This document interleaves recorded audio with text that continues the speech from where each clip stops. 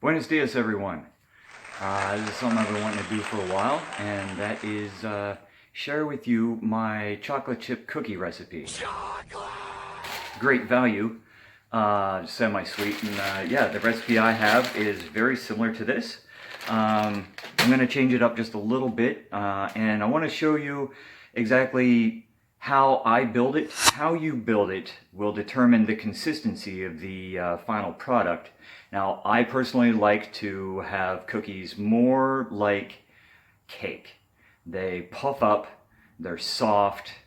So if you like cookies that are chewy and flat, stop watching this video now. My recipe calls for baking soda, not baking powder. So you want the baking soda, you know, that comes in a box, like Arm & Hammer. The off-brand is fine too, it doesn't really make a difference. Do not use baking powder. That's something different. You know, I'm sure some cookie recipes do call for this. Mine does not. Why don't you take a look at the recipe while I change camera angles?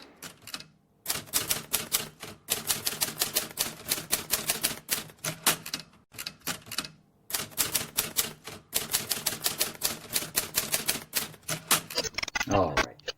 Okay.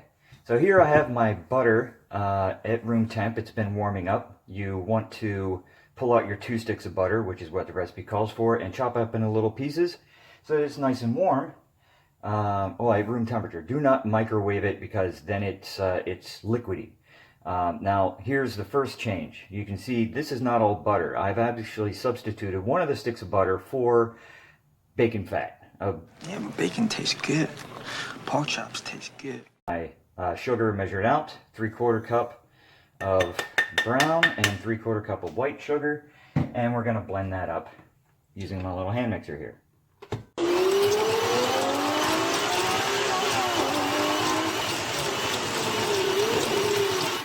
Alright, we have that all nice and whipped up. You also have noticed, surely, that you know, a taller, like, Pyrex bowl works well.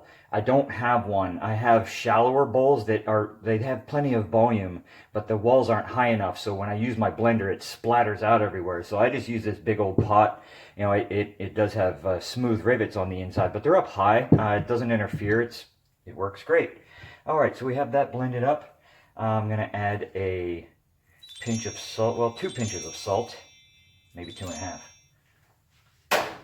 And then I like a little bit more vanilla. Wow, is very nice. Recipe is 2 teaspoons rather. That's perfectly fine. Let's see. Okay, 1 egg at a time. So we'll put in 1 egg. Now, here's a key. Mix it just until that first egg is in. As soon as it's in, stop. Don't overblend. It will make the cookies a little bit tough.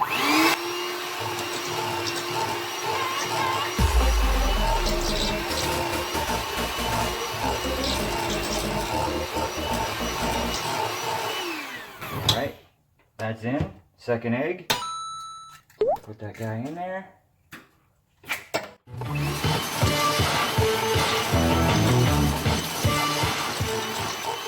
Many recipes will have you add your baking soda to your flour, mix that up, and then little by little add your flour.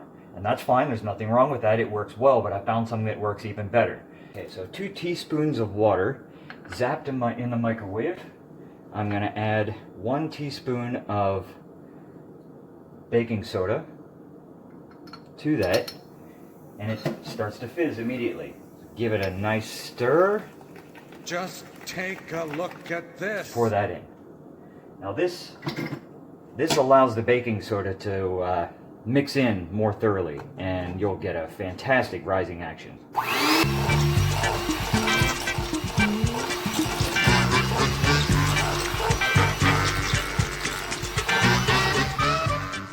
Okay. Now I have 3 cups of flour. I'm gonna do about 1 cup, give or take. And you can switch to a fork if you like.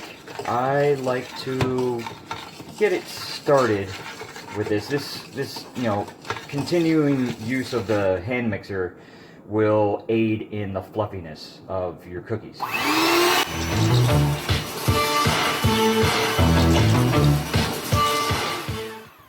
So once again, you know, hand mix until it's in there. Don't over mix. Don't just stir the crap out of it. Get that all moist.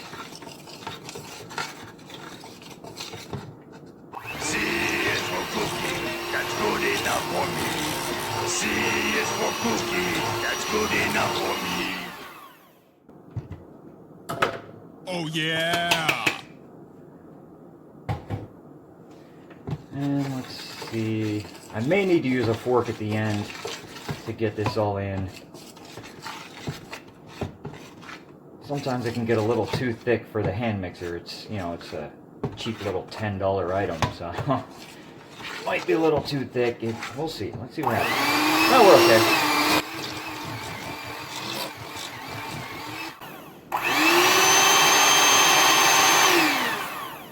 All right, that's all in there. Oh, one of my favorite parts. You gotta lick that.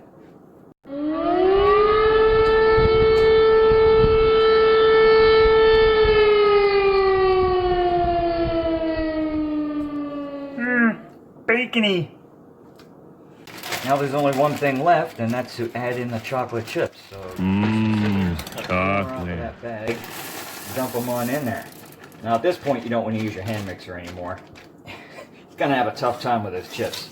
Stir it in with a big fork.